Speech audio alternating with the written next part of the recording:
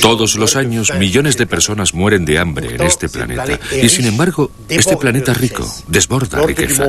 El orden del planeta es mortífero y absurdo.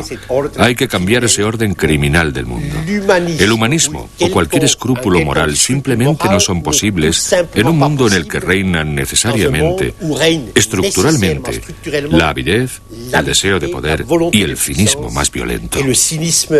Le plus violent. El derecho a la independencia, el derecho a la soberanía, es hoy por hoy un lujo de los países poderosos, de los países ricos. Cuando los países pobres ejercen el patriotismo, ese patriotismo se convierte en populismo, o peor todavía, en terrorismo, y constituye una amenaza para el mundo.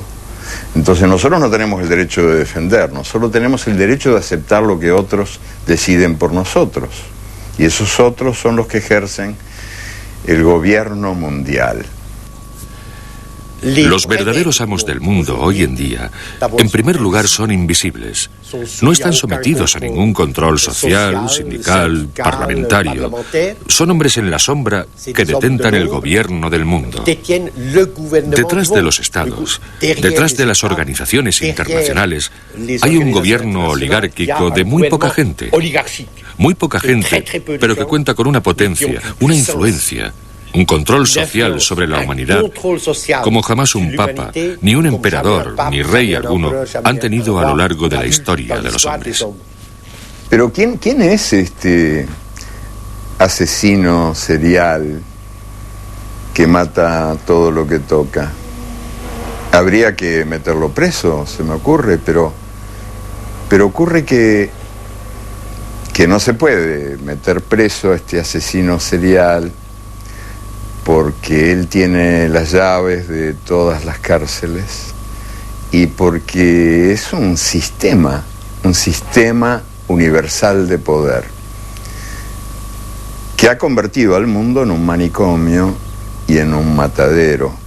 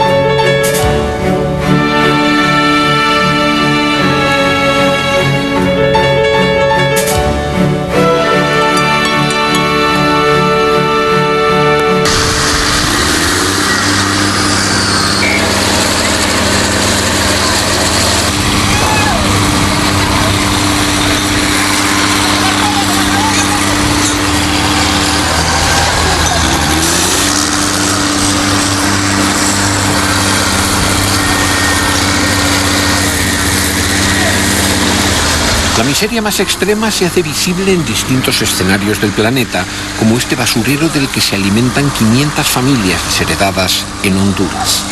Son visiones obscenas y repetidas de un mundo que durante los últimos 20 años ha cambiado de forma vertiginosa.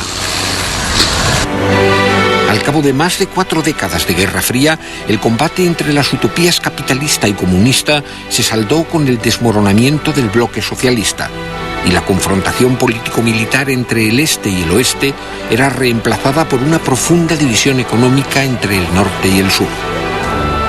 Desde la caída del muro de Berlín, las fronteras internacionales ya no separan a sistemas políticos o modelos sociales opuestos, sino a naciones enriquecidas y pueblos empobrecidos. El actual telón de acero está en las barreras que contienen a los inmigrantes como infranqueables puertas de un norte opulento gracias a la explotación del sur. Un nuevo orden mundial, tan rígido como el anterior, se ha establecido bajo el control de todopoderosos grupos multinacionales de capital. un sistema universal de poder con el credo del neoliberalismo como ideología que ha encontrado su principal enemigo en una devastadora violencia terrorista. Un modelo extremadamente injusto en el que desaparecen los viejos sueños políticos y cuyo análisis resulta urgente.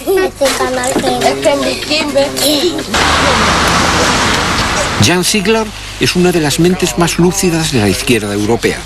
Profesor de sociología en las universidades de la Sorbona y Ginebra, sus ensayos políticos le han dado prestigio mundial.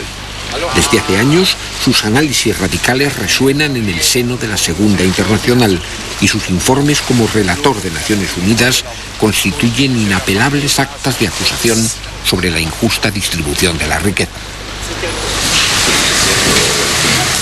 Eduardo Galeano es uno de los intelectuales más respetados de la izquierda latinoamericana.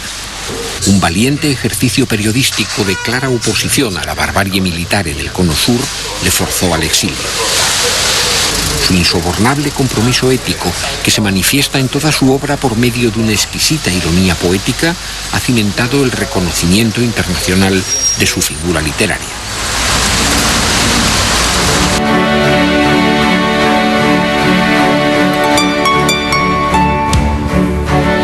Las voces críticas de Galeano y Ziegler se cruzan para desnudar y retratar el implacable sistema de poder que parece consolidarse en los comienzos del siglo XXI. Y a sus juicios se suman los de otras personalidades, como el dirigente campesino colombiano Héctor Mondragón, los misioneros españoles en África José Collado y Ángel Olaran, el jurista norteamericano William Woodman, la exministra de Cultura de Malí, Aminata Traoré, el juez español Baltasar Garzón o el escritor argentino Ernesto Sábato, en el intento común de examinar el nuevo orden del mundo.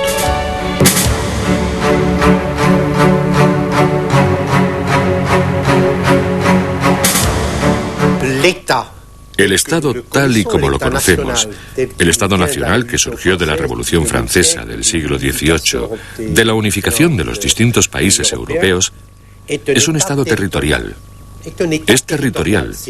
Sus leyes dejan de tener efecto más allá de las fronteras, así como su policía y su justicia. Su gran poder de legislar está limitado por el territorio. Sin embargo, los amos del mundo, los amos del capital financiero mundializado, son totalmente independientes de cualquier forma de territorio. Porque en el proceso de creación del mercado globalizado, de unificación del mundo bajo la ley del máximo beneficio, uno de los tipos del capital se ha independizado. Es el capital financiero, el capital virtual, el capital líquido, el capital móvil que se hace visible y toma cuerpo en las bolsas, y que domina al capital comercial, al capital industrial, al capital social en todas sus formas. En la bolsa, cuando cierra Tokio, abren las de Frankfurt, Madrid, París y Londres. Y cuando las bolsas europeas cierran, toman el relevo las de Nueva York y de Chicago. Por lo tanto, el capital financiero recorre el planeta las 24 horas del día con una única finalidad: el beneficio máximo. Le rendement maximal.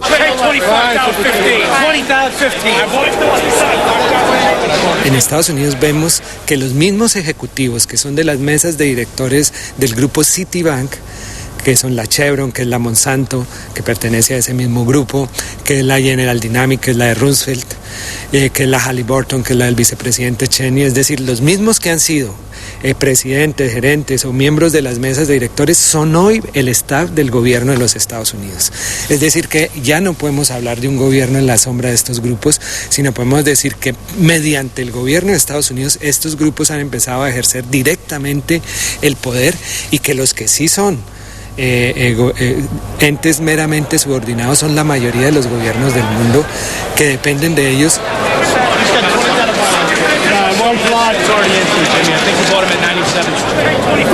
La globalización es una inmensa mentira.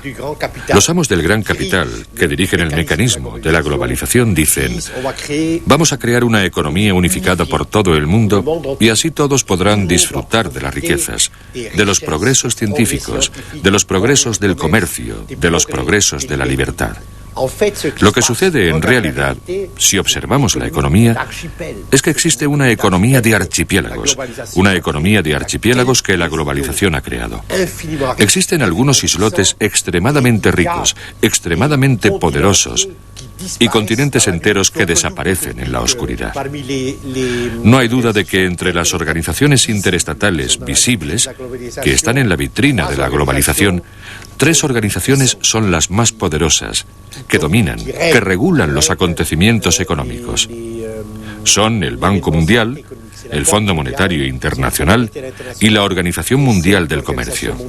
Son bomberos pirómanos y son fundamentalmente organizaciones mercenarias de la oligarquía del capital financiero invisible mundial.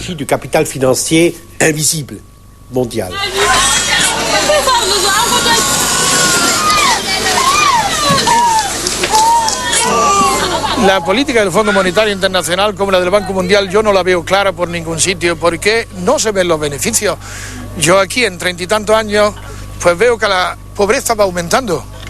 Los ricos del país cada vez son más ricos, pero los pobres son cada vez más pobres. La agricultura va para abajo, la ganadería va para abajo, todo va para abajo. Si hubieran efectos saludables para toda esta gente, se verían. Yo no los veo por ningún sitio. Es la mundialización de la pobreza, no de la riqueza. Yo no creo que se pueda luchar contra la pobreza ni crear, como se llama aquí, una estrategia de lucha contra la pobreza sin luchar contra la riqueza y sin luchar contra los ricos mismos, porque los ricos son cada vez más ricos y los pobres son cada vez más pobres.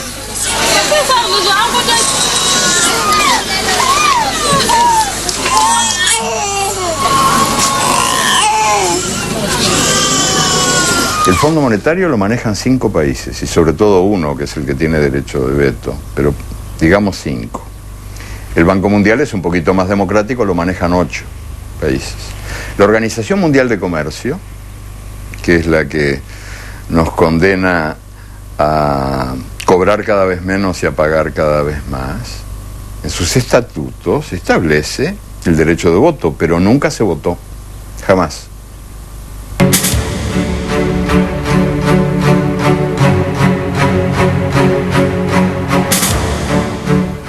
El capitalismo de hoy en día, tal y como se ha desarrollado a lo largo del planeta, como el mercado mundial unificado como instancia única, con esa mano invisible que decide quién muere y quién vive en este planeta, es en realidad un killer capitalismus, un término alemán que los economistas marxistas alemanes inventaron. El capitalismo de la jungla que mata, que asesina. Podría utilizar multitud de ejemplos y escojo el hambre. Todos los días en este planeta, según la FAO, 100.000 personas mueren de hambre o a causa de sus consecuencias inmediatas. El año pasado, cada 5 segundos, un niño de menos de 10 años moría de hambre. Y el año pasado también, 856 millones de personas, una de cada 6, ha permanecido malnutrida de forma grave y permanente. Las cifras indican que la pirámide de mártires aumenta, y todo esto sucede en un planeta que, según la FAO, podría alimentar en condiciones normales, con 2.700 calorías por día para un adulto normal, a 12.000 millones de seres humanos, y somos 6.000 millones, es decir, a casi el doble de la población actual. O sea que en esta matanza cotidiana del hambre no hay fatalidad alguna.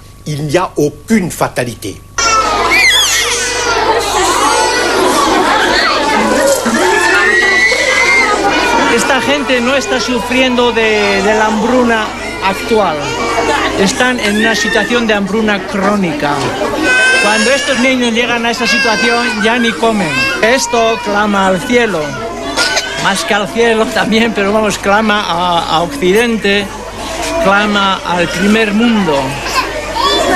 Es incomprensible, es impensable, es absurdo, es injusto, con los apelativos que quiera, Que el primer mundo esté exigiendo al mundo de aquí, al mundo africano, que paguen las deudas de un capital que han sido ya pagadas, que esto está suponiendo quitar esta comida a estos niños, esto no va a ayudar nada allí y esto está quitando el pan a nuestros hijos.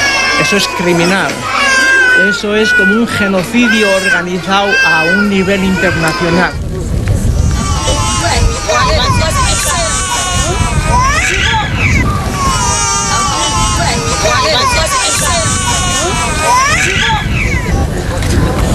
Hasta hace 30 años, 40 años,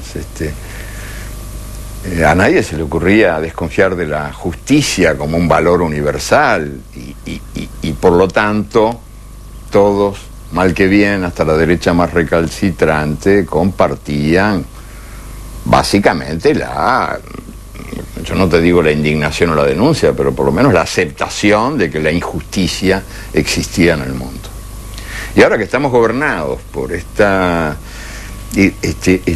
dictadura invisible de los grandes señores de las finanzas y de la guerra,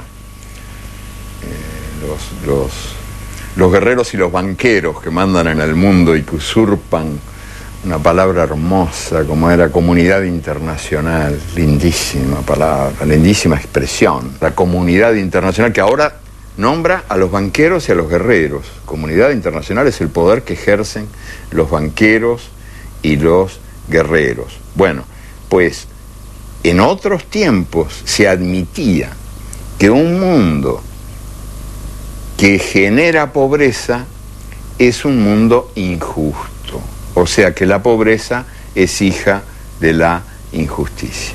Hoy por hoy es cada vez más raro escucharlo, porque resulta que la injusticia ha dejado de existir. La pobreza es el justo castigo que la ineficiencia merece.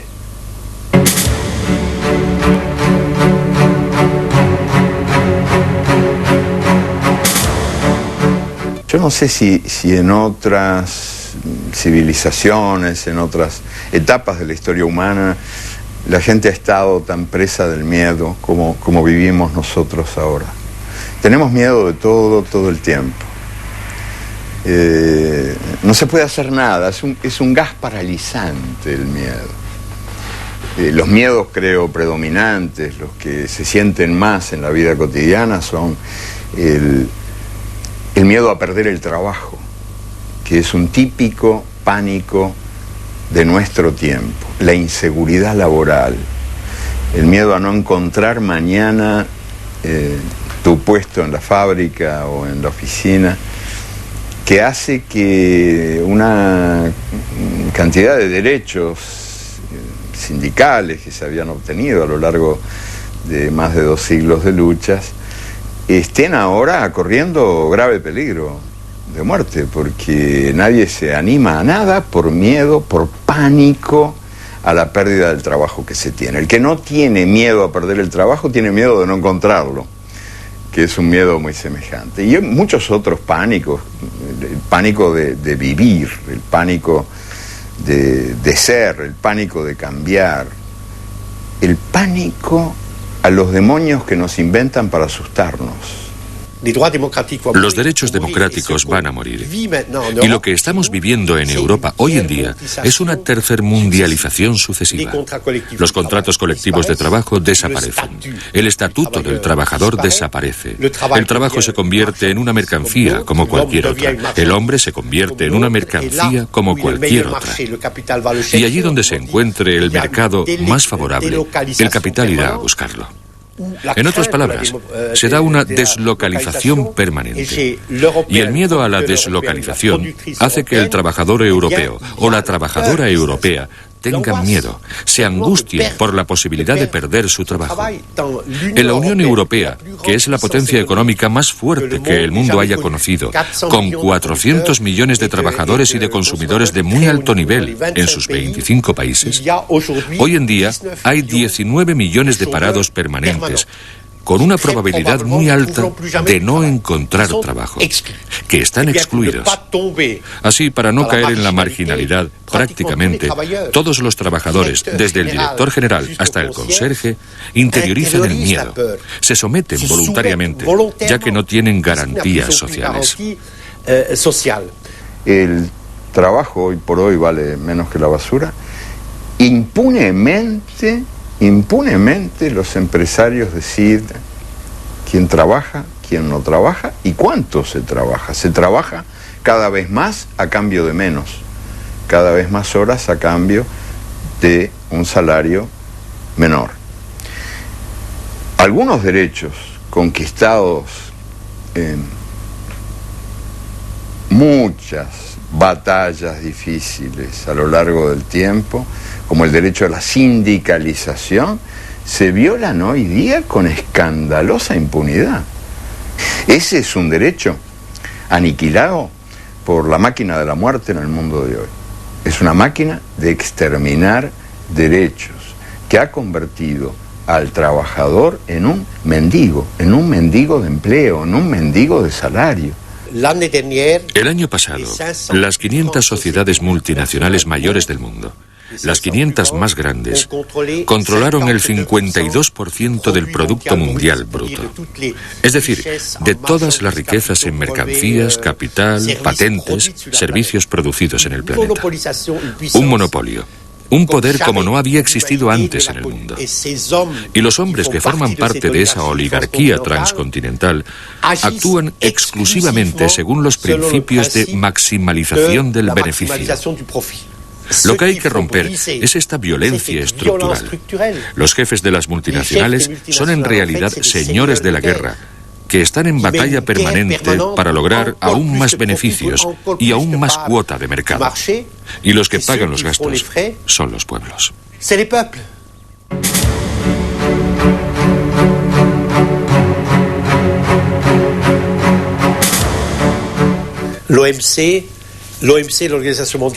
La OMC, la Organización Mundial del Comercio, compuesta hoy en día por 147 estados, debe asegurar, y asegura en nombre del capital financiero internacional, la liberalización total de la circulación de mercancías, de capitales, de patentes y de servicios. Desarma, por lo tanto, a los estados del sur frente al capital multinacional. Lo que liberaliza son las mercancías, las patentes, los capitales, nunca las personas. Las personas no aparecen en el proyecto de la Organización Mundial del Comercio. Se las margina. Son arrojadas contra el alambre de espino de Ceuta y mueren en el estrecho de Gibraltar. Los hombres se reducen a un problema menor, totalmente apartado de la liberalización mundial.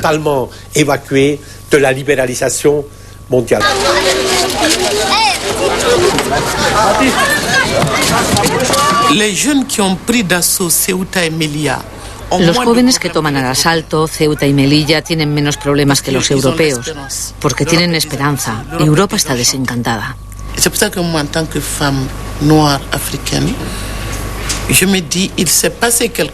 En tanto que mujer, que negra, que africana, me digo que está pasando algo en esos dos enclaves, algo que sobrepasa a África y Europa. Yo creo que esos asaltos son una forma de respuesta de los sin derechos, de los sin voz, que han venido a decir aquí ante vuestras puertas. Este es el resultado de lo que habéis denominado cooperación para el desarrollo.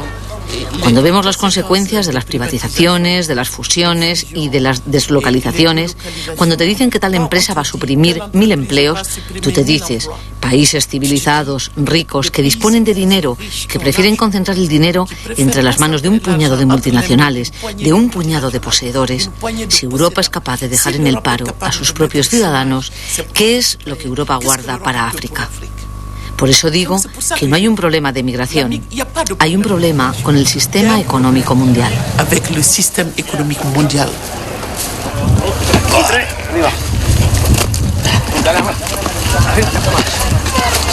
Libre circulación de las personas. Qué broma de mal gusto en un mundo donde hay millones y millones de migrantes expulsados por las sequías, por esas catástrofes llamadas naturales, que de naturales no tienen nada, o por las dictaduras, o por las guerras, que deambulan buscando casa y se encuentran con que les cierran la puerta en las narices. Esta invasión de los invadidos, gente que del sur marcha hacia el norte que tantas veces invadió el sur en las guerras coloniales y en las guerras que eran coloniales pero no decían que eran. Esta invasión de los invadidos, que es probablemente el drama más importante del mundo de hoy, del mundo de nuestros días. Estos gentíos que deambulan buscando esta peregrinación inútil, este éxodo trágico de gentes que aspiran a ser tratadas como se trata al dinero. Para el dinero no hay fronteras, no hay ningún problema. Y para los migrantes, para el éxodo de los desamparados, de los brazos que buscan trabajo y destino, hay muros, tremendos muros, para que los privilegiados puedan seguir siendo la minoría que manda y los demás se resignen a ser la mayoría que obedece.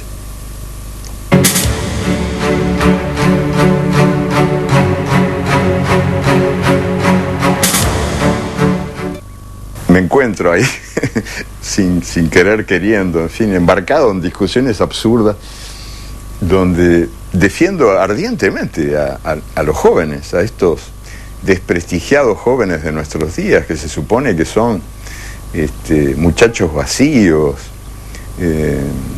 desde el punto de vista de las generaciones anteriores.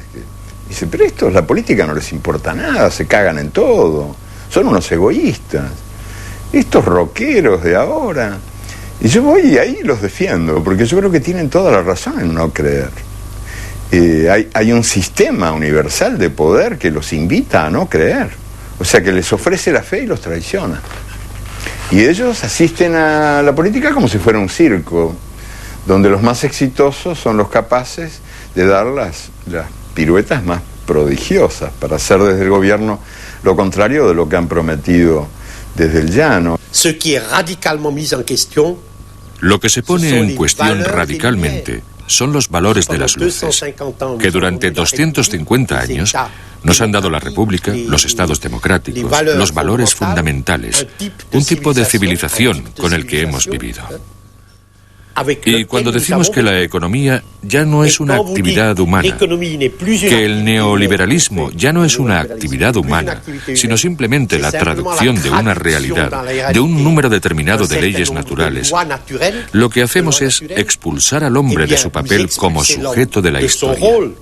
Y con ello, negamos frontalmente todos los valores de las luces, la solidaridad, los derechos del hombre, la autodeterminación, el gobierno, por delegación revocable, etc. Hoy nos encontramos ante estas dos opciones. O bien escogemos la defensa de esos valores, de las luces, a través del restablecimiento de la fuerza del Estado Nacional y de una normativa internacional, o bien nos sometemos a los amos del mundo y a sus leyes presuntamente naturales de los beneficios. Si la segunda opción es la que se impone finalmente, entonces la jungla se instalará en Europa. Nos sumiremos en la oscuridad y la civilización tal y como la conocemos, por lo menos en Europa, la civilización democrática que proviene de las luces, desaparecerá. Ahora las torturas se llaman apremios ilegales, la traición se llama realismo, el oportunismo se llama pragmatismo, el imperialismo se llama globalización y a las víctimas del imperialismo se los llama países en vías de desarrollo, confundiendo a los niños con los enanos. Y al sistema que en mi infancia y en mi juventud llamábamos capitalismo, se le llama hoy economía de mercado. El diccionario también ha sido asesinado por la organización criminal del mundo. Ya las palabras no dicen lo que dicen o no saben lo que dicen.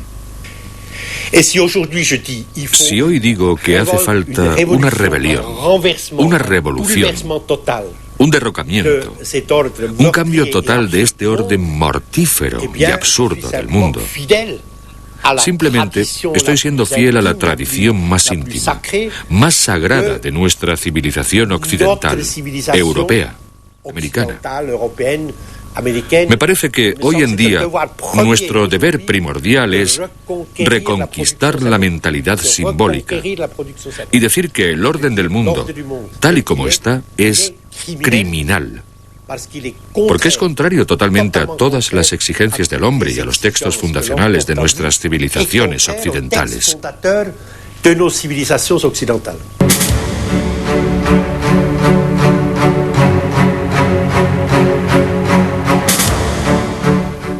Bin Laden es el demonio profesional más exitoso y el que mejor cumple sus funciones, pero no es el único. Siempre hay algún satán a mano para decirnos: la humanidad corre peligro, este es el último día del mundo. Y muchísima gente se hace eco de esas voces del miedo que imponen una dictadura invisible y paralizante que es enemiga de la dignidad humana, porque los que estamos, todos estamos enjaulados por el miedo, ya no somos libres. Y los que no somos libres no podemos ser dignos.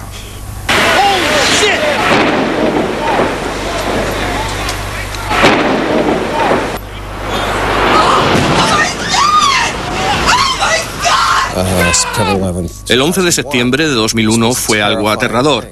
El terror, el miedo, son herramientas importantes para aquellos que quieren reducir las libertades civiles.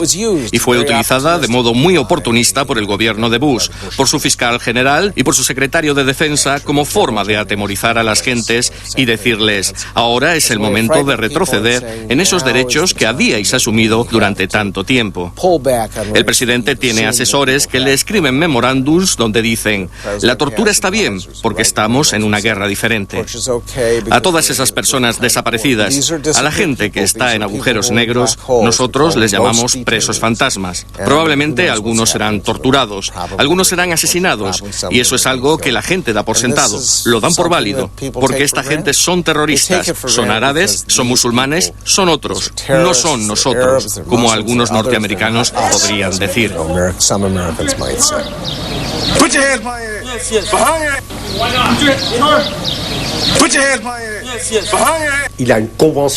Hay una convención internacional contra la tortura. Existen mecanismos de control de la tortura. Hay un artículo en la Declaración de Derechos del Hombre que los 191 miembros de las Naciones Unidas han firmado, que prohíbe radicalmente la tortura.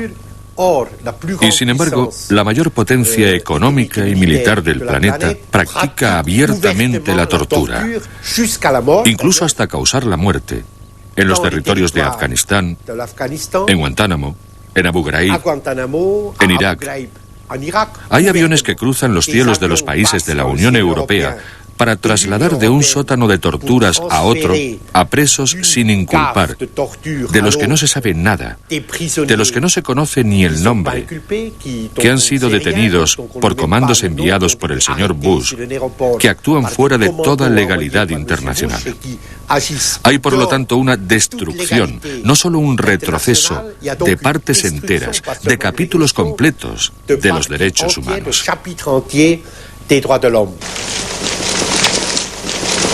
No tenemos ningún indicio de que ha habido ejecuciones extrajudiciales, pero es que no hay información.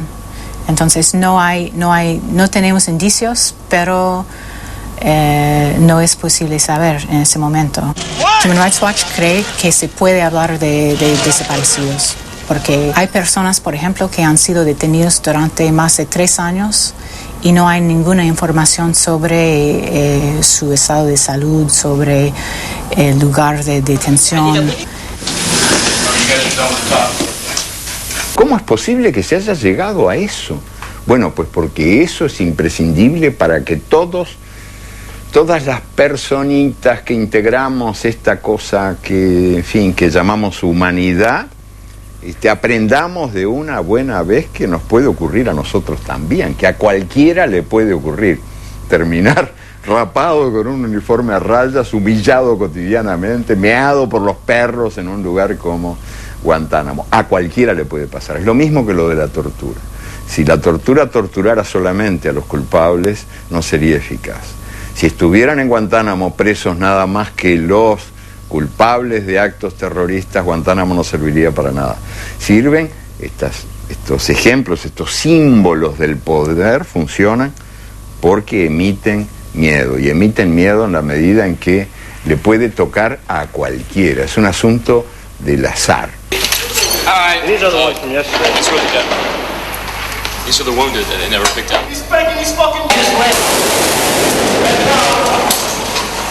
Lo que sucede es que son auténticos crímenes de guerra, si no incluso pueden llegar a ostentar la categoría de crimen de lesa humanidad, y ahí está la normativa internacional, está clarísimo, y el poder sobre el sometido es absoluto, y por tanto algún día eso tendrá que investigarse seriamente y sancionarse. No sé si alguna vez lo harán los tribunales militares norteamericanos o civiles o alguna instancia internacional, pero tendrá que hacerse.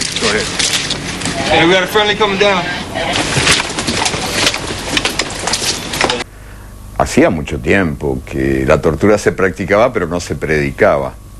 O sea, no se decía. Pero ahora se proclama a los cuatro vientos que la tortura es una maravilla. Y además se lo dice a partir del supuesto falso de que el torturado dice la verdad. Y no es verdad que el torturado diga la verdad. El torturado canta mejor que Gardel, dice cualquier cosa. Todo torturado se convierte en novelista en el acto, y en un gran novelista. No se tortura para obtener información, eso es falso. Se tortura para sembrar el miedo. Y en eso sí que hay que reconocer que la tortura es eficaz. Y por eso es que ahora la tortura es objeto de publicidad incesante. Porque la máquina del miedo, la máquina de sembrar el miedo, utiliza la tortura para prevenir el delito de la dignidad.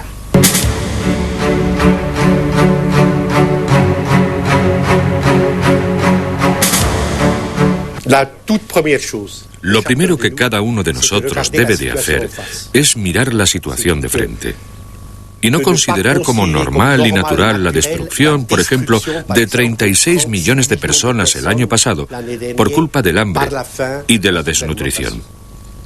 No hay que aceptar lo que los amos del mundo dicen. Son las leyes naturales de la economía, no podemos hacer nada al respecto. Es normal morir de hambre en Etiopía porque hay sequía, porque la gente no sabe trabajar, porque si hubiese un solo muerto de hambre en París, habría una revuelta. Tenemos que rechazar como algo normal la destrucción de nuestros semejantes por este sistema criminal y mortífero del mundo. De ningún modo debemos permitir que nos intimiden los grandes organismos de comunicación, ni las fábricas de las teorías neoliberales de las grandes corporaciones. Porque todas las corporaciones se ocupan primero de controlar las conciencias, de controlar como pueden a la prensa y el debate público. Y tratan de ocupar el debate público para vaciar los cerebros. No es un fenómeno nuevo, pero ahora se da con particular intensidad esta perversa herencia colonial que nos convence de que la realidad es intocable. El miedo al cambio. No se puede. La intención es buena, pero no se puede. Hay que ser realista. Hoy por hoy, cuando los ministros de Economía son los que de veras gobiernan a nuestros países, pero esos ministros de Economía están a su vez gobernados por el gobierno que los gobierna, que es el de los grandes organismos financieros internacionales, o presuntamente internacionales, imperiales, para decirlo con palabras más claras. Hoy por hoy rige esta suerte de ideología de la impotencia nacida del miedo. No se puede. Y yo pienso que ese miedo al cambio es un miedo muy, pero muy dañino, y que es uno de los miedos más poderosos, más importantes en esta suerte de maquinaria mundial del crimen, porque es un miedo que mata la esperanza. O sea, opera contra la voluntad democrática del cambio. Queda una esperanza que considero muy real y fuerte, y es la nueva sociedad civil planetaria. Carlos Marx dijo que el revolucionario tiene que ser capaz de oír a la hierba crecer. En la decadencia del Estado Nacional, de los partidos políticos, de los sindicatos, ante el crecimiento de la impotencia de estas organizaciones, que por otro lado son totalmente respetables, está el imperativo moral que se encuentra dentro de cada uno de nosotros y que hace que en la situación en la que estamos, frente a ese capitalismo asesino, en un mundo asesino, en el sur y en el norte, las personas se unan. A sus 95 años, Ernesto Sábato ya no hace declaraciones, pero quiso releer el texto que un día no lejano escribió, llamando desde la última curva de su camino a la resistencia contra la injusticia. Y las palabras eternas de la ética brotaron con su voz como respuesta individual ante un mundo despiadado. Creo que hay que resistir. Este ha sido mi lema. Pero hoy, cuántas veces me he preguntado cómo encarnar esta palabra, cómo vivir la resistencia. En un tiempo, el surrealismo fue para mí una manera de la resistencia, como lo había sido el anarquismo y mi militancia en la izquierda. Pero ahora la situación ha cambiado tanto que debemos de evaluar detenidamente qué entendemos por resistir. No puedo darles una respuesta. Si la supiera, saldría como esos creyentes delirantes, quizá los únicos que en verdad creen, a proclamarlo en las esquinas con la urgencia que nos han de dar los pocos metros que nos separan de las catástrofes. Pero no, incluyo es que algo menos formidable, algo más silencioso, algo que corresponde a la noche que vivimos, apenas una vela, algo como lo que es esperar.